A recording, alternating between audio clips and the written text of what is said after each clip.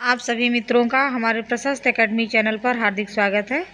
आज हम भक्ति काल के 25 महत्वपूर्ण प्रश्नों को हल करेंगे। इसमें पहला प्रश्न है, शुक्ल जी के अनुसार भक्ति काल की समय सीमा क्या है? 1050 ईस्वी से 1375 ईस्वी, 1375 से 1700 ईस्वी, संवत 1375 से 1700 या 1375 से 1650 ईस्वी। इसमें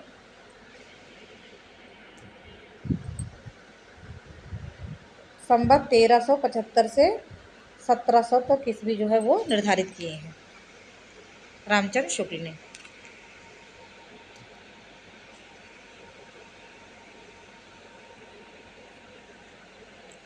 बच्चन सिंह के अनुसार भक्ति काल की समय सीमा कितनी है? 1300 से 1650 ईस्वी, 1450 ईस्वी से 1650 ईस्वी, 1400 ईस्वी से 1650 ईस्वी, 1375 ईस्वी से 1650 ईस्वी।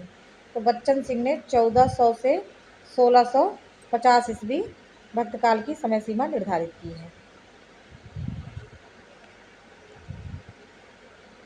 भक्ति काल को स्वर्ण काल किसने कहा है? स्मिथ ने, श्याम सुंदर दास ने, डॉक्टर नगेंद्र ने या ग्रियर्सन ने? तो भक्त काल को स्वर्ण काल ग्रियर्सन ने कहा था और श्याम सुंदर दास ने स्वर्ण युग कहा था।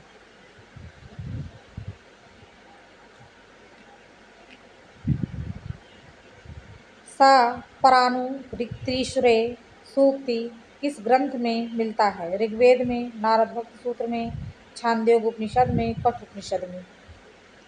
तो ये नारद भक्त सूत्र में उल्लेख है।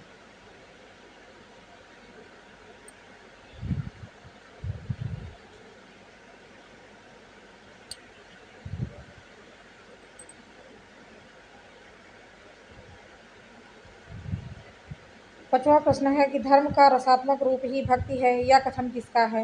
हजारी प्रसाद द्विवेदी का, राम स्वरूप चतुर्वेदी का, रामचंद्र शुक्ल का, डॉक्टर राम कुमार वर्मा का?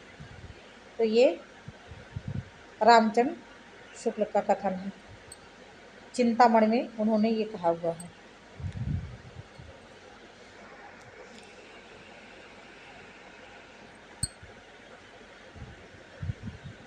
तमिल में आलावार संतों को क्या कहा जाता है? राम भक्ति, कृष्ण भक्ति, नयनार या वैष्णव संत? दक्षिण में तमिल में आलावार संतों को वैष्णव संत कहा गया या वैष्णव संतों को आलावार कहा गया? तमिल में आलावार संतों को वैष्णव संत या वैष्णव संतों को आलावार कहा गया है। प्रथम आलावार भक्त कौन थे? अंडाल, नाथमुनि, रामानुजाचार्य, षटकोप? प्रथम आलावार भक्त षटकोप थे। और अंडाल कौन थी? महिला संत थी, जिन्हें दक्षिण की मीरा भी कहा जाता है। लिंगायत वीर शैव का मूल स्थान था। ये लिंगायत या वीर शैव, इसी को मतलब दोनों को एक ही नाम दोनों को लिया जाता है, चाहे लिंगायत कहिए चाहे वीर शैव कहिए। इनका स्थान बंगाल, असम, कर्नाटक, तमिलनाडु कहाँ पे है? तो इनका स्थान कर्नाटक में है। ऑप्शन सी इसमें सही हो जाएगा।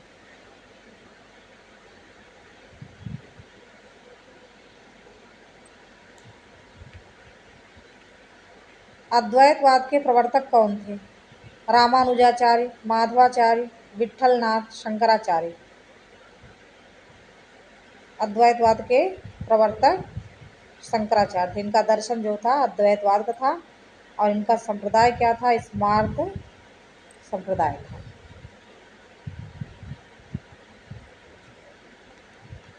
वल्लभाचार्य किसके समकालीन थे? सिकंदर लोदी, बाबर, अकबर बाबर, हुमायूं बाबर या इनमें से कोई नहीं? सिकंदर लोदी और बाबर के समकालीन थे वल्लभाचार्य।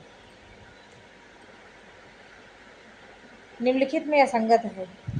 मध्वाचार्य द्वैतवाद, निम्बार्काचार्य संकादिक संप्रदाय, विष्णु स्वामी रुद्र संप्रदाय, रामानुजाचार्य अद्वैतवाद? तो ऑप्शन डी इसमें असंगत है। रामानुजाचार्य ने विशिष्टाद्वैतवाद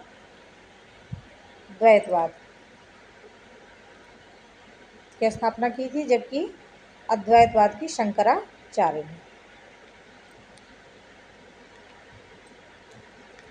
निर्गुण भक्ति का आदि स्रोत किसे माना गया है? ऋग्वेद को, श्वेताश्वर उपनिषद को, कठ उपनिषद को, विष्णु पुराण को। इसमें ऑप्शन बी सही हो जाएगा। राम अर्चन पद्धति योग चिंतामणि किसकी रचना है? शंकराचार्य की, रामानुजाचार्य की, मध्वाचार्य की या रामानंद की? तो ये पुस्तक दोनों जो है वो राम अर्चन पद्धति और योग चिंतामणि रामानंद की है। ऑप्शन डी इसमें सही होगा। कबीर किसके समकालीन थे? अकबर के, बाबर के, सिकंदर लोदी के या इनमें से कोई नहीं? कबीर सिकंदर लोदी के समकालीन थे। कबीर की भाषा को संत भाषा किसने कहा है? श्याम सुंदर दास ने, डॉक्टर राम कुमार वर्मा ने, राम स्वरूप चतुर्वेदी ने या बच्चन सिंह ने?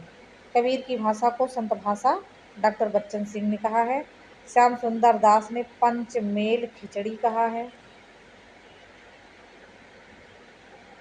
हजारी प्रसाद द्विवेदी ने वाणी का डिक्टेटर कहा है। आचार्य रामचंद्र शुक्ल ने सधुक्कड़ी भाषा कहा है, जबकि डॉक्टर राम कुमार वर्मा ने निर्गुण काव्य को संत काव्य कहा है। बीजक पर टीका किसने लिखी? धर्मदास ने, पूर्णदास ने, रज्जब ने या दादू दयाल ने? बीजक पर टीका पूर्णदास ने लिखी है। अंगवधू किसकी रचनाओं का संकलन है? मलुकदास, दादू दयाल, कबीर या जगन्नाथ? अंगवधू दादू दयाल की रचनाओं का संकलन है। और किया किसने था? कमेंट बॉक्स में आप बताइएगा। मलुकदास की रचनाओं में असंगत है ज्ञान बोध, ज्ञान परोक्ष, रतन खान, आत्मबोध। तो आत्मबोध जो है वो मलुकदास की रचना नहीं है। गुरु नानक का समय है 1399 ईस्वी से 1469 ईस्वी, 1469 ईस्वी से 1539 ईस्वी, 1478 ईस्वी से 1574 ईस्वी, 1574 ईस्वी से 1682 ईस्वी। इसमें ऑप्शन बी सही हो जाएगा। सुंदर विलास ज्ञान समुद्र किसकी रचना है? धर्मदास, रज्जब, मलुकदास या सुंदरदास? ये सुंदरदास की रचना है। सुंदरदास की विशेषता क्या थी? सुंदरदास संत कवियों में सबसे पढ़े लिखे थे, विद्वान, सबसे अधिक विद्वान थे और श्रृंगार रस के घोर विरोधी थे, के विरोधी। तीनों प्रश्न इंपॉर्टेंट है कि सुंदर विलास ज्ञान समुद्र किसकी रचना है? सुंदरदास की। संत कवियों में श्रृंगार रस के विरोधी कौन थे? सुंदरदास। संत कवियों में सबसे पढ़े लिखे विद्वान कौन थे? सुंदरदास। सुंदरदास की माता का क्या नाम था? रुक्मणी, सती, तृप्ता या गोमती? सुंदरदास की माता का नाम सती था और तृप्ता गुरु नानक की माँ का नाम था।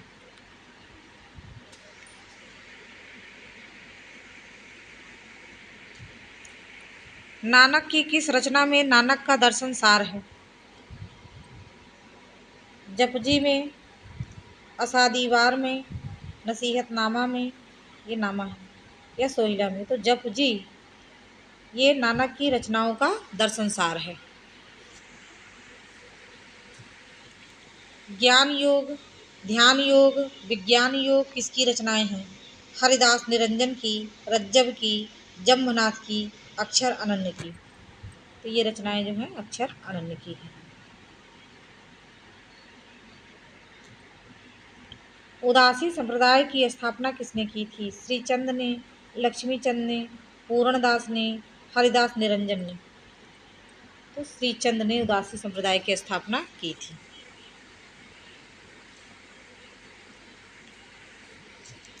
सवंगी किसकी रचना है? सवंगी गुरु नानक की, मलूकदास की, रविदास की या रज्जब की? तो ये रज्जब की रचना थी। इस तरह से हमारे 25 महत्वपूर्ण प्रश्न पूर्ण हुए। शेष अगले भाग में। धन्यवाद।